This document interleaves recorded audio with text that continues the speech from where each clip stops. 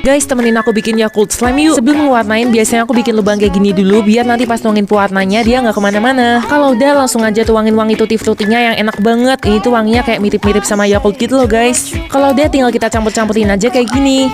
Pokoknya dicampur rata aja. Nah, kalau udah jadi dia hasilnya bakal kayak gini guys. Lihat tuh, bagus banget kan? Padahal slime ini tuh tadi baru banget dibuat, tapi nggak tahu kenapa teksturnya udah enak banget. Apalagi wanginya udah kayak menyebar ke satu ruangan aku gitu loh guys. Yang mau bisa langsung ke Shopee atau ke Tokopedia aku aja ya.